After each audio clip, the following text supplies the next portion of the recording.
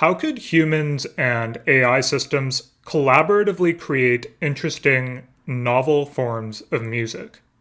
Nao Tokui is interested in answering questions just like this.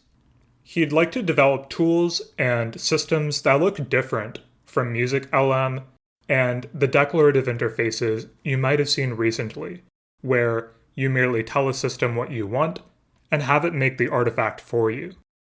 Now's AI DJ project, which you'll hear about in this episode, never sought to replace humans.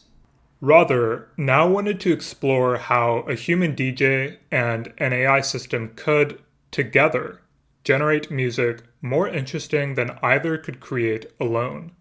And so, with his musical pursuits as a background, Now looks at AI a little bit differently. In his recent book, he uses the analogy of surfing to articulate his vision for what human AI collaboration could look like.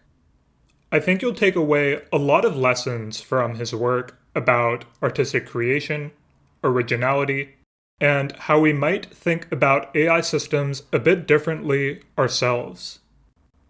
This is the Gradient Podcast, and I am your host, Daniel Bashir. If you enjoy these episodes, you can follow us wherever you're listening to this podcast episode. You can also follow us on Substack to get regular notifications whenever we release a new article, newsletter, or podcast episode. You can also find our online magazine at thegradient.pub, where we regularly publish essays by the sorts of people I interview on the podcast. And finally, if you enjoy the episode, it would mean a great deal to us all if you'd consider leaving us a review on whatever podcast player you're using to listen to this episode. It helps more listeners like you find what we're doing and helps us bring in more interesting guests for you to listen to. But now, without further ado, Nao Tokui. Now, you have been doing a lot of really exciting work, I think, in what could be kind of described as HCI, but really specifically at this intersection between AI and music. And you have such an interesting way of thinking about how these disciplines come together that I want to get into. But I'd love to start with our usual question about how AI came to be a part of your life, but then also how music came to be a part of your life. What's the story here? Okay, I was a computer science student back in around 2000, and I did DJing and making music by myself. And one day I saw um, art installation using AI, especially like evolutionary computation and genetic algorithm. Maybe nowadays Mm-hmm. people don't call genetic algorithms as AI, but Mm-hmm. anyway, so I saw an installation, and it was so interesting. The author, I mean the artist, mentioned and described the installation as like so he obviously developed the software and the system, but he said he couldn't predict what's coming out from the installation, and it's like a computer graphics installation. But I was so fascinated the notion of you make something and that something can create something unique which you cannot predict or you cannot explain why it's coming out. So the reason why I was so fascinated by this concept was that so I started making music and DJing, but I don't play any musical instrument and I don't have any musical backgrounds. So I was struggling to create something unique. So I wanted to try, I want to extend and enhance my own musical creativity with computer science knowledge and background. Or maybe I was a bit lazy. So I thought it's a good idea to use AI or computer programming to create music. So yeah, that's how I got into AI and music. I want to come back to this theme of the struggle to create something unique, to create something original. And I think that we'll have much more to dive into as we talk about some of your specific projects. But music wise, I mean, you have a really pretty impressive array of work as well. You collaborated with Nujabes, which is like really cool to hear about. Can you tell me just a little bit more about how that interest in DJing and making music developed for you and some of those experiences? So first, I got into music as like a hip hop and listener, and I was so into like black music and those kind of dance music in a way. And also, I started listening to more experimental stuff like FX Twin or Oteka, those kind of electronic experimental music. So I wanted to. Also, I started going to clubs, like nightclubs, and as I said, I started DJing.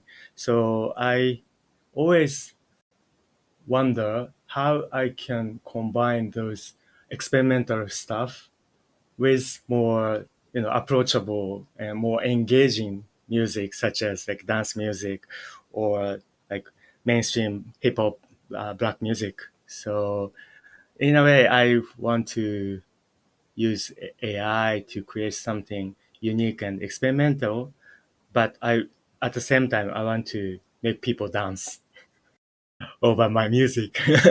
So that's kind of unique, attitude I have. Yeah, and it's interesting to me that your some of these experiences that happened for you in music when you released your first album, this was while you were at the same time doing a PhD in AI and human computer interaction. And I feel like human computer interaction offers such an interesting set of perspectives on, I mean, all of the problems in AI, but for you specifically, as somebody who would really like to both provide something for DJs, for the people who want to create music with AI systems, but then also from the perspective of, well, I'm offering something for both myself and for other DJs, for other music creators to, as you said, create music that makes people dance, that you really want to infect people. Do you think that I guess could you tell me a little bit, I guess, about how the studies you were doing in your PhD, maybe specifically the perspectives of HCI, if that kind of had some import at the time for how you were beginning to think about, things like what would eventually become the AI DJ project? Okay. So back in my PhD time, I was working on a concept of generative human computer interaction. So people tend to think AI and computer software is like just a toolbox or tool, so that you can use those tools to materialize your ideas or materialize your thoughts into like a physical form or some kind of concrete output. But I think, as I said, I struggle to create something unique in uh, music wise, and so I I don't have concrete idea to materialize through AI and software. So I think it's super interesting to use AI to kind of get new ideas from outside of your imagination or outside of your creativity. So you can use AI to deviate from your original idea or original thought to get something unique, which is outside of your reach or outside of your imagination. So I named that kind of interaction generative human-computer interaction. So the idea is AI is not just a toolbox that you make some kind of command or order to the AI system. Then AI realizes that it's more like collaboration, or it's more like call and responses in music performance. Right, right. It's interesting to look at this from the perspective of the people who think about what are we trying to do with AI in the first place? How is it similar and dissimilar to humans? I've spoken to some people who study this from the perspective of psycholinguistics and natural language. And at once, there's this sense in which, well, you might be interested in convergent ways in which natural language processing systems can help us study humans and find ways to make them more similar to humans. But as AI systems exist today, you look at natural language processing systems as an example, but then also generative AI systems of other sorts. They're very different from the way in which you and I interact with the world, right? In which we produce things. And so I think for artists, for people like you, there's like a way to leverage that difference, right? In a collaboration that's a lot more fruitful because you have this system that is, if you want to call it something that has cognition, that cognition is fundamentally different from ours in a lot of important ways. Mm. I think it's kind of advantage of AI to have like a different cognition, so to speak. So uh, I like calling AI as alien intelligence. So it's not necessarily a perfect copy or imitation of of human intelligence or human cognition. So it's different. That's why it's interesting in a creative process. So yeah, that's why I really I'm into using AI in my creative process, because you can get new ideas and new concepts from the interaction between AI. Right. Yeah, it's precisely what you were talking about earlier when you saw that art installation and the artist said something to the effect of, "Well, I can't predict what this system is going to do next." And so it's, I think, especially good if you don't have that model of its internal workings to the point where you can predict everything that's going to happen. You really don't want that to be the case, right? Exactly, exactly. But it's important to mention that it's not total chaos. You know, you have some sort of expectation, and you have some level of control over the system.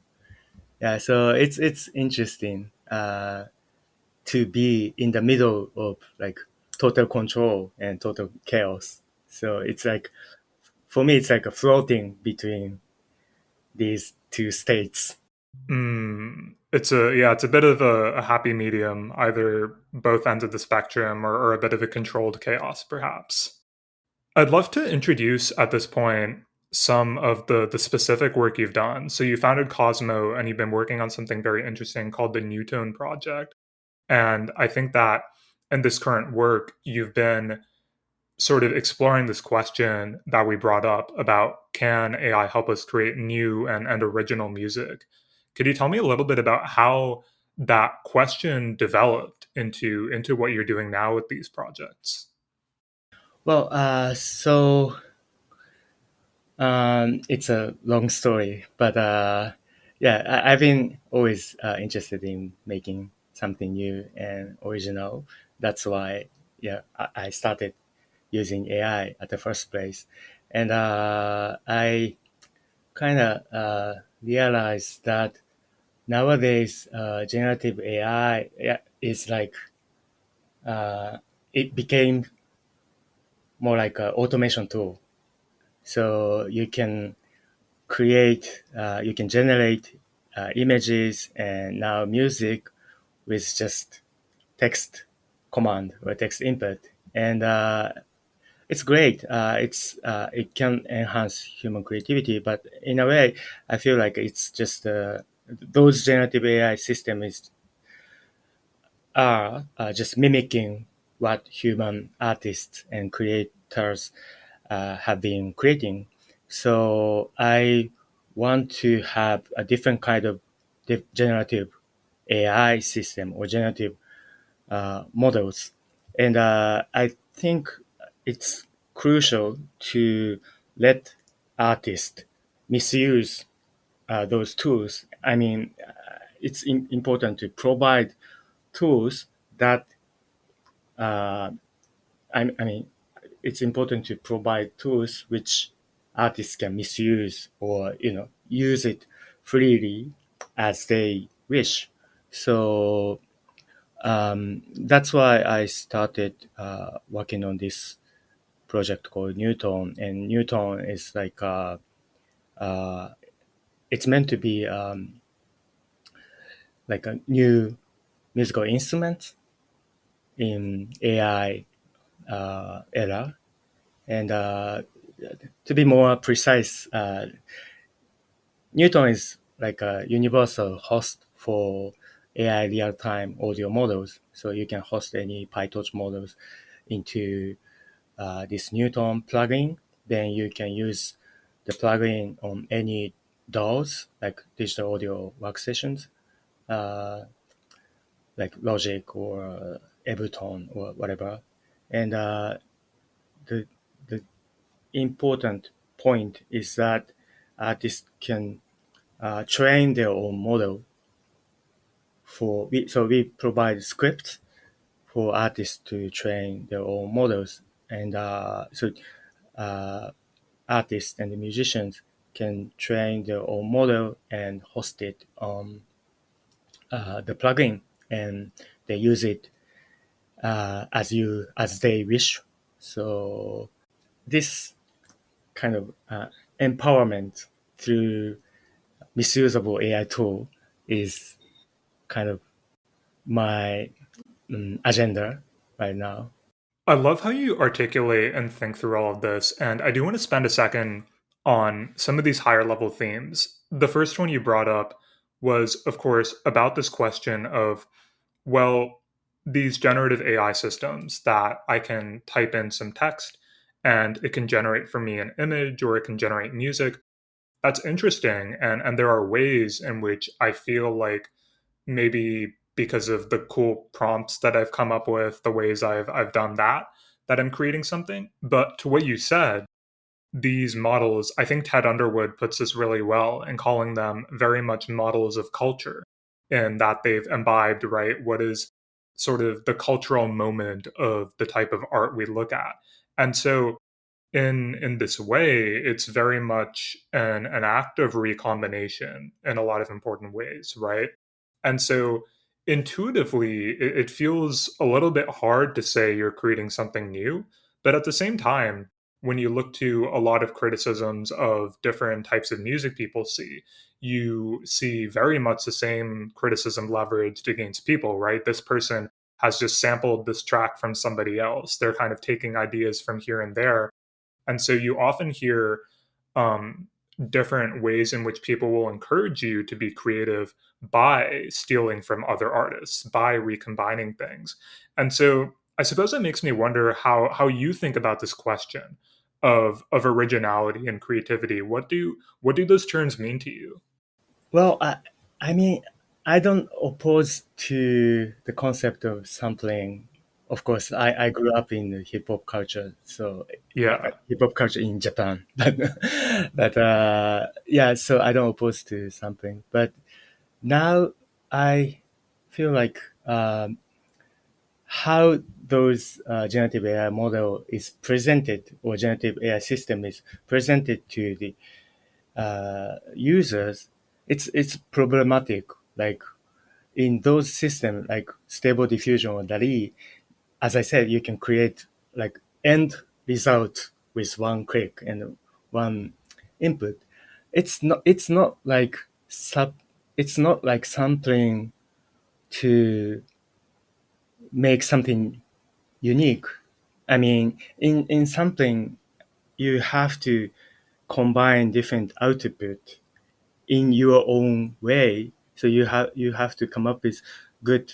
Um, you have to find good materials, and you have to mix them together and present it in your own way to something to make something unique.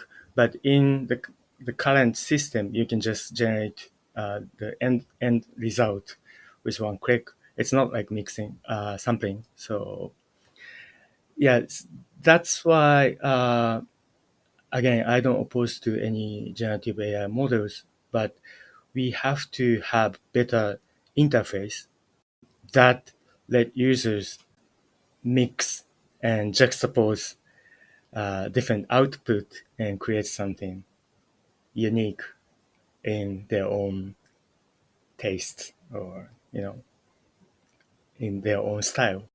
Yeah, this is interesting to me for maybe another way to put this or another distinction is when I'm dealing with the model, as you said, there's a declarative sense in which I want this type of output, right? I want a song, I want a visual landscape, a picture that looks this way. And so it is recombining stuff, but the end purpose is scripted out, right? And I think with what you're saying, there's sort of a top-down dictation that comes with that. Like the form of the whole thing is prescribed.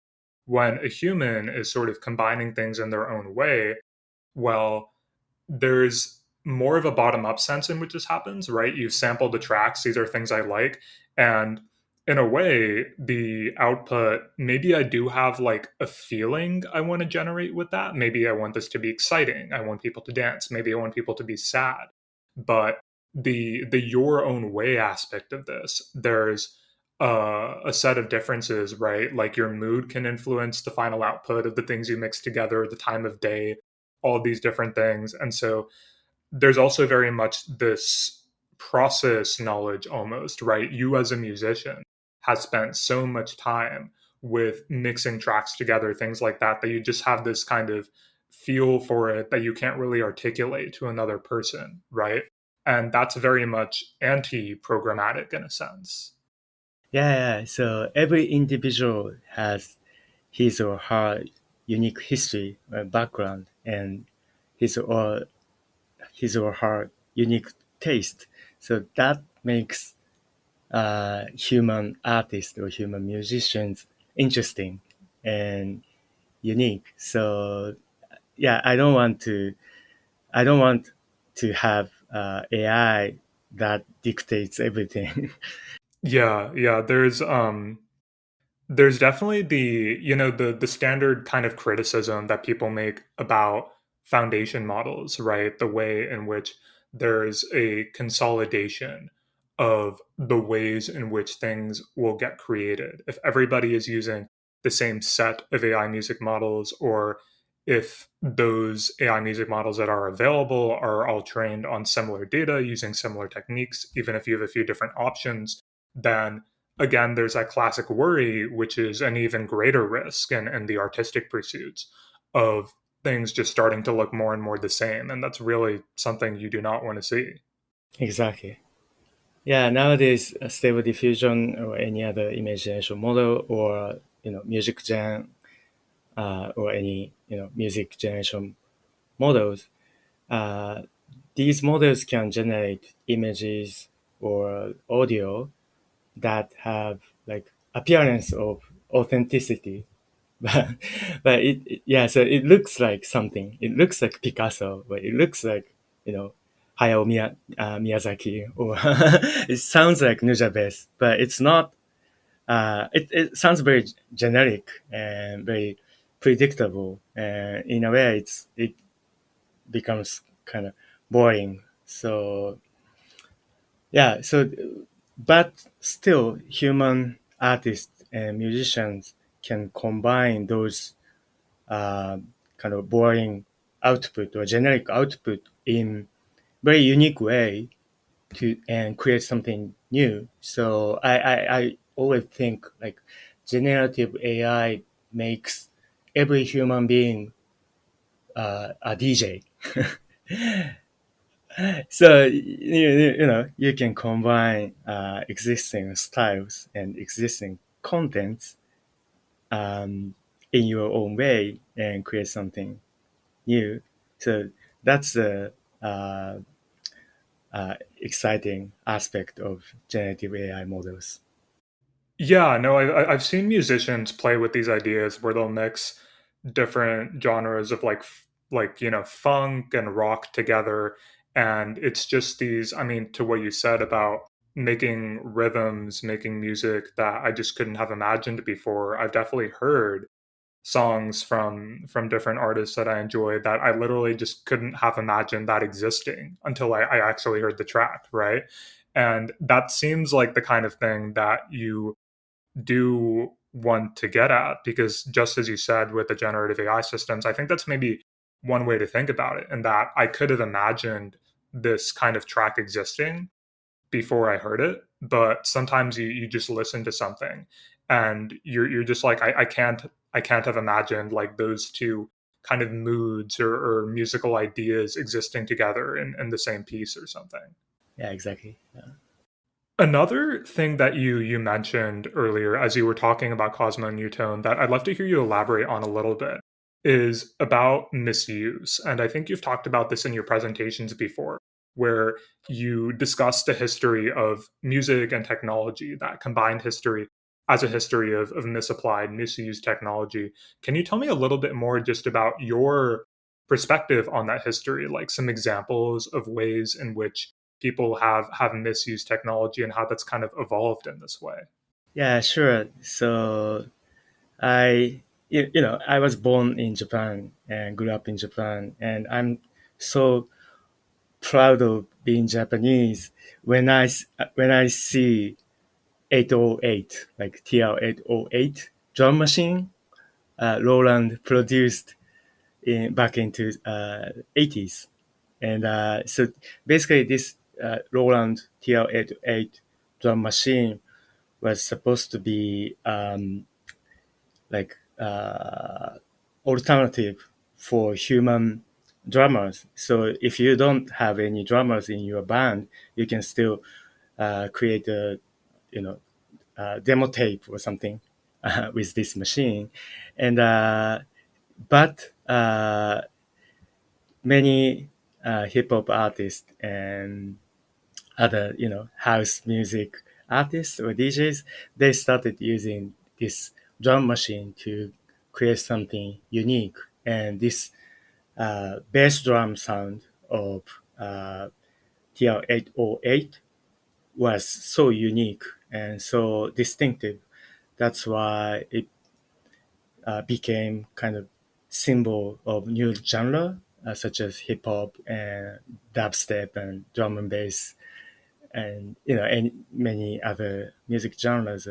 So for me, it's interesting to see uh, the discrepancy between original idea of imitating human drummers and actual use cases. And the reason why we have hip hop and drum and bass and dubstep was that those hip hop artists misused TL808 drum machine in their own unique way. So I appreciate the this kind of concept of misuse. So especially when it comes to AI, AI tend to be very black box, opaque system. So it's hard to misuse. I mean, um, if it's a physical system or physical musical instrument, such as um, turntable or drum machine, it's relatively easy to misuse. So, for example, you can scratch on turntable. I mean, you can um, uh, you know use drum machine for different purposes, but uh, AI is different. Especially musicians don't necessarily have technical background or technical skills, so they don't know how to use new AI tools in their own way unless somebody uh, provide those AI tools as like a misusable tool, misusable kind of tangible tool. Yeah, that's why I said it's kind of problematic how uh, stable diffusion or DALI is presented to the users, because the users don't have technical background to misuse those tools. Yeah, so so I always think this concept of misusable tools uh, is super important. Yeah, it's in a sense. So you talk about how commercial tools that are often too well packaged, they can't be misused. And the cases like DALI, like your other systems, in one sense, yeah, they are too programmer oriented. And then in another sense, if you just look at the, well, I can take stable diffusion, I can take DALI, and I can only access it through a text box. In that sense, it is also a little bit too well packaged to really misuse, right? You can't like go into the model itself. You can't really fiddle with it. Even if going into the model itself might require a bit of technical experience, but even then it's just like, okay, if I can only interact with you through a text box, there isn't that much interesting stuff you can do there. Mm.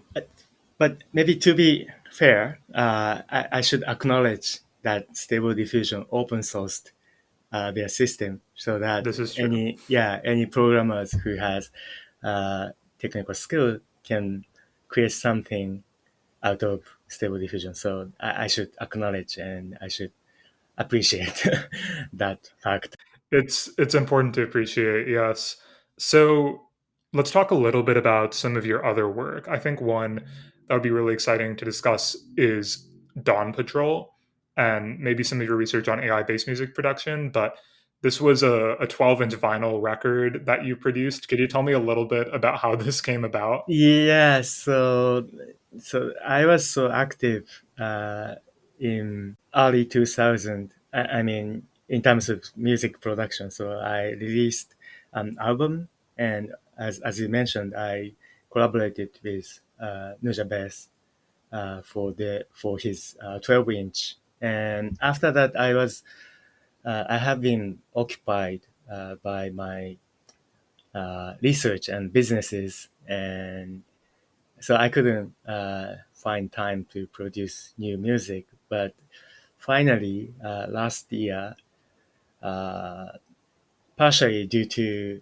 COVID lockdown and stuff like that, I had time to spend on music production. So I um, decided to make a vinyl record.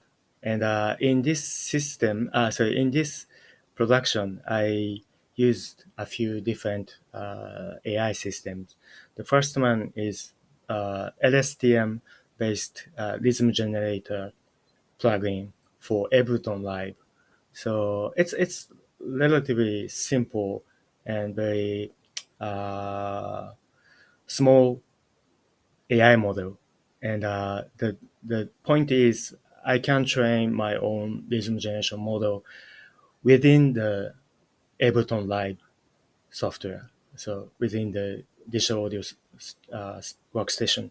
So I collected a bunch of rhythm patterns in MIDI format, and I trained a small model on that dataset on my custom dataset, and I use that model to generate rhythm patterns in MIDI, and I use that as like a backbone of my tracks. And the other model I used was audio classification model. So again, I really like to be surprised by AI. So I collected thousands of audio clip from YouTube, and I used this sound classification model to find interesting sound. In this case, I use this classifier to find human voices and also drum sound like kick sound and snare and hi-hat sound. And yeah, so I I also used like pitch detection uh, convolutional neural network. So I could I could lay all samples onto my keyboard depending on the pitch, and everything was from YouTube, and everything sounds like human voice. So I could play with my keyboard with those samples collected from YouTube. So yeah, I use that system to create like suit melody, like human human voice melody or something. Yeah, Another idea of yours that I really liked that I was reminded of when you mentioned the audio classification model was, if I recall correctly, you were working on a GAN, I think, right, where you were generating. So you had as your discriminator something like this audio classification model, and then you were basically trying to fool it and have your generator create some music that like didn't fall into any of the audio classification categories, right? yeah, exactly. Yeah, so I use that GAN framework. It's called Creative GAN framework or Yeah. Creative Adversarial Network. So usually GAN framework has only one discriminator that discriminate training data and generated data. But I added genre classification discriminator to the framework, so that generator, the generator was supposed to confuse this genre classifier model as well. So I can get like uh, my assumption was I can get some authentic rhythm pattern that don't belong to any of those genres.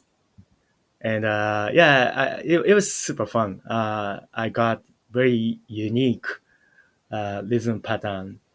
To me, it was so exciting. But I played that rhythm pattern in a nightclub one Oh, day. you But did. yeah, my friends told me it's not danceable. But I really liked it. I guess humans need some regularity and rhythm if they're actually going to dance. I think this might be a good place to dive kind of headfirst into your AI DJ project. And we talked about a lot of things that are kind of related to this, but I think in here are maybe kind of coming together a lot of the ideas we've begun to touch on, both on the sides of how you think about AI and music and their intersection, and how you come at it from the technical perspective. So, could you tell me a little bit about maybe the beginnings of this project? And maybe where I'll start with that is your project, at least as I understand it, you never sought to automate humans away. This was never, I'm going to build an AI DJ that sits in the place of a human DJ. It was always this interactive, I want to build something to enable humans who are DJing themselves. Exactly. Yeah. So I don't I don't mean to automate the process of AI, process of DJ with AI. So as I said in the beginning, I started DJing back in around 2000. So it's kind of so I have developed my own way to do DJ. So I wanted to break that uh, convention in a way, or my own custom, so that I can get new idea as a DJ. So I always think AI as a mirror.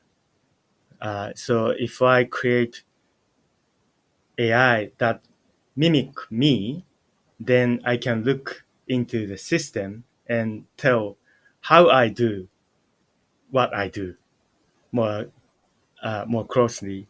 So I started making this AI DJ software in 2015, and it was meant to be back-to-back DJ session with AI. So I play one song, then AI can select next song depending on what I played, and then I can select next song after AI selection. So this back and forth process is very interesting for me, and it tells me, as I said, how I play and also how I could play. I mean, as a DJ, I mean, any human DJ has their own style and what he or she can play in a DJ set. So every DJ developed such concept, and by playing with I could break this kind of concept of what I can play and what I cannot play, and so AI gave me new ideas of how I can play. So, for example, I this story is a story I have been talking to people. So, but anyway, so in one rehearsal, I play a techno song, and AI selected more like a jazz song. So as a DJ, it's a no. Basically, I don't play any jazz record after techno. But when I mix those two, it sounds amazing. It sounded amazing. So I got goosebumps, and yeah. So this kind of, how can I say it, like open mindedness AI showed was very interesting to me. Right, because I guess as a DJ, and I'm not a DJ, so I'm just kind of speaking out of what I've heard here, but it seems like there are some constraints when you're going from one song to the next, so you can maintain the fluidity, right? You've got to worry about the rhythm and meter of the music and making sure that there's some logical kind of transition from one to the next. And then also what you're pointing out here, the genre probably you have an ear for what's kind of reasonably similar and some kind of intuition. But it sounds like in this case, you're able to just completely break that in all sorts of ways. Yeah, but as I said in the beginning, it's not completely random. Of course. Yeah, so AI has its own logic to choose that song, and it went well. So yeah, that part was very interesting. So, do you think there, and this is maybe like an interpretability question here, but into this question of AI teaching you about how you could play, there's one sense in which you can look at, well, this AI system made the decision to play jazz after techno. And so now I'm aware that that is a combination of music I can use. But another thing that you might be interested in is what you just said, and that the AI system has maybe its own way of making these decisions, right? And so is that something you're kind of, curious about sort of looking into, in that there's this totally different decision procedure. Again, maybe it's just totally not interpretable to you, but if it were, then that maybe is like a different avenue for you to leverage a way of thinking, perhaps, that also yields new different combinations as well. Yeah, that's a great question. Well, now I don't have any systematic way to look into why AI selected that song, but I can sense some. I could sense this some commonality between the techno song and the jazz song AI selected. So it was a rhythmic structure in those particular songs. So as a DJ, I tend to stick to one genre, and I don't want to branch. I don't usually branch out to different genres, but I think AI could find some commonality and similarity between two genres or two songs, which I couldn't see, yeah, in advance. So that was interesting. Maybe this could be a bit too broad of a question, but I guess I'm always curious just about how this entire project as a whole, whether it's maybe altered your perspective on just besides, some of these details about what sort of genres can I combine, what rhythms can I combine. Has it altered your perspective at all on DJing as a practice, how you think about it, how you relate to others in that way? Yeah, yeah, of course. So nowadays it's getting more and more easy and easier to start DJing because you don't have to teach yourself how to match tempo or how to, match beat because you can use DJ software that matches a beat and mix them together.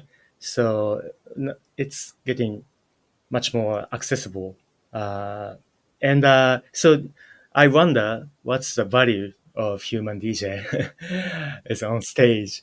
And so I think this is slightly off topic, but I think the value of human DJ on stage is that he or she can show how they appreciate that music and enjoy the music to the audience. And that's why they can kind of emit the energy to the audience.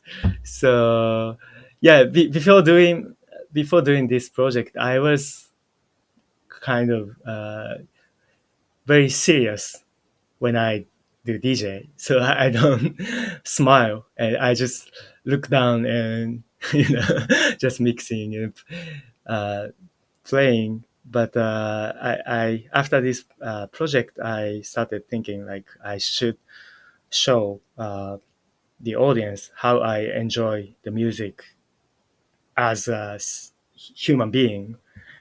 So that's AI cannot do. That's one thing AI cannot do, right? And also, so this project started as a like back-to-back DJ session. So what AI does was to select music, but nowadays it evolved into different form of AI DJ project. So now I use AI to generate audio loops and melodies and rhythms with AI, and as a DJ I mix them together to perform as a DJ for a certain amount of time. So yeah, so now this AI DJ project became more like a live performance, uh, not necessarily a DJ performance. So I think that's the future of DJing. So the boundary between DJ and live performance will be much more nuanced and fuzzy.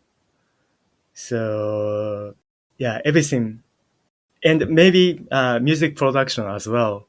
As I said, it becomes more like a DJ because you can generate any materials, any content with generative AI. So as a music producer, your task is to find good materials and mix them together in your own way. So music performance, DJ, music production, everything becomes more like DJing. And I think it applies to other artistic uh, practices like illustration or painting or maybe photography as well. So yeah, nowadays I think everything becomes more like DJing. I want to put what you said about what seems to be the vital kind of unshakable role of the human being in all of this, and maybe slightly different words, because I found that really interesting, and it does connect to a lot of things we're thinking about right now when it comes to language models and the language they articulate, and whether they have access to things like meaning or an experience of the world, right? There's the sort of classic symbol grounding problems you have about LLMs and AI systems about, well, do these things output have intrinsic meaning to them? And so, analogously, though, for you as a DJ, to what you're saying, when you're mixing tracks together, even if the raw materials themselves weren't created by you, you are affected in some way, right? You have a subjective experience of the world. You can feel things, and you're able to transmit that to the people who are listening to your music. And I think this very much reminds me of, Leo Tolstoy has this like really great book that he wrote towards the end of his life called What is Art? And he's really just trying to meditate on the question of, well, what exactly is this discipline that involves things like painting, like the creation of music, that demands so much effort? And what is it about this discipline that actually justifies the immense amount of time and labor that goes into it? And the criteria for him of what he thinks is art is that the artist is taking their internal experience, their feelings, and they are trying to faithfully transmit those feelings to the person who at the end of the day consumes their art. And it seems to me like what you're saying about the role of the DJ is very much similar to that in a way, the transmission of a feeling to people. Yeah, that's a great way to put it. So I think a good place to kind of come to some really broad thoughts on everything we've discussed here is on a book that you've written recently. And in this, you articulate the idea of surfing with AI, which I think is a really interesting phrase. So I'd love for you to introduce what exactly surfing with AI is and perhaps some of the ideas that you've pursued in this book. Yeah, so surfing is very unique sport, very unique activity. Like you have to be passive and you have to be active at the same time. I mean, I say passive. That means you have to have waves, and you have to. I mean, you let waves carry you to somewhere. You know, and but at the same time, you have to be active and conscious which wave you want to ride, you want to take, and where you want to make turns. So this kind of in between state, I mean between activeness and passiveness, is quite unique, and that's why I really like surfing. But I think it applies to uh, the relationship with AI. Of course, you have to be very conscious when and where you want to use AI, but at the same time, you should be sometimes you should be let loose, and you should let AI to bring you somewhere where you don't expect to end up, and so that's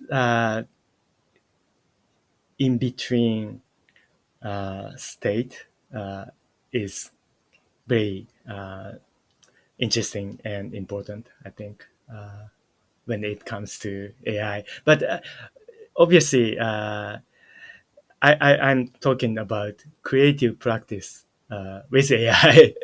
I don't want to, I don't want self-driving car to be, unpredictable. Not at all. No. So that's, as I said in the beginning, people tend to think AI as a tool.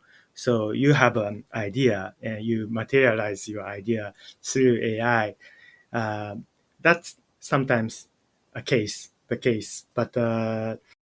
I think it's more interesting to let AI bring you somewhere else or somewhere you don't expect. So in this concept of surfing with AI, uh, I want to convey this message of in between state of passiveness and activeness. Yeah.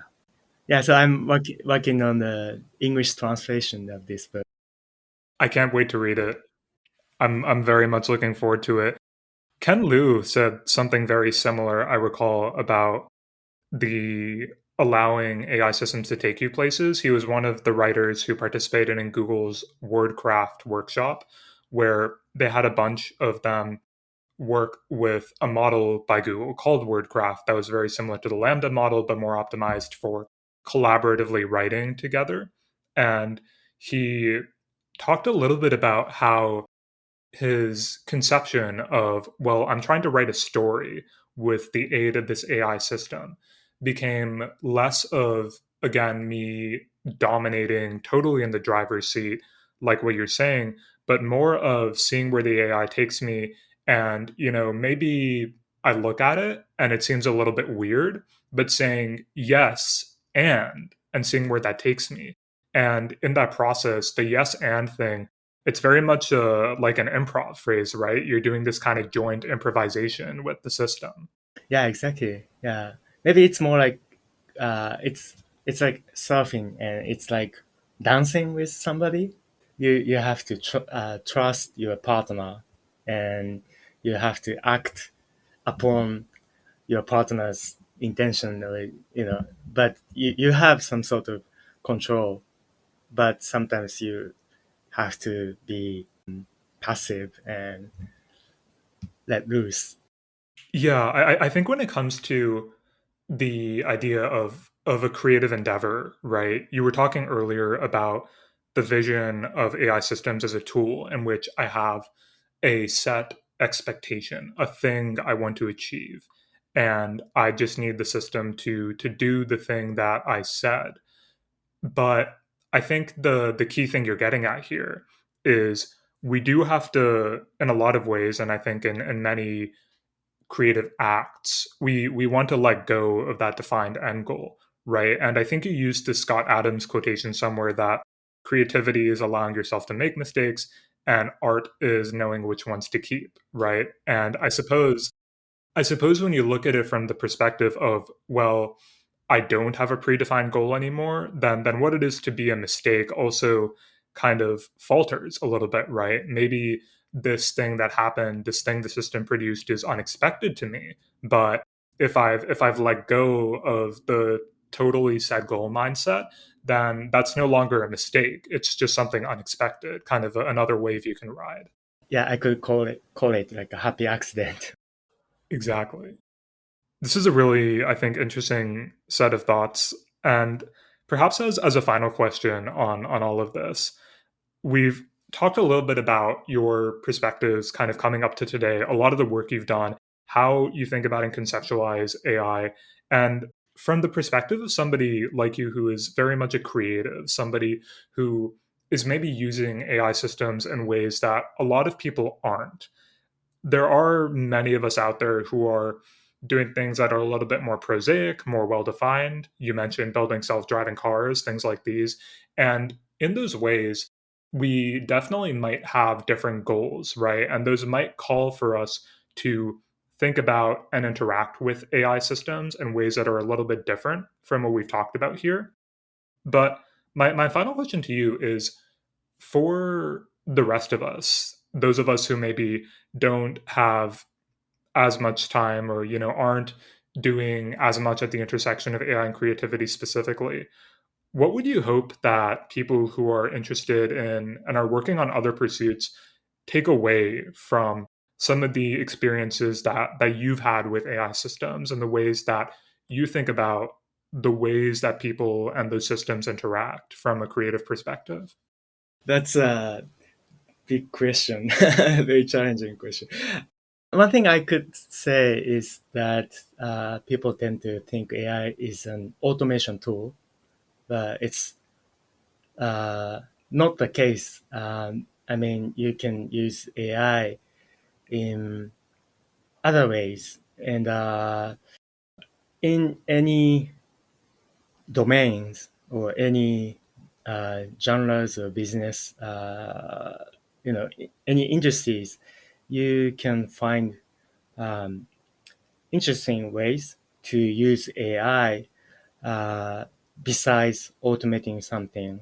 And I think this concept of surfing with AI can apply to any domains or any industries, but the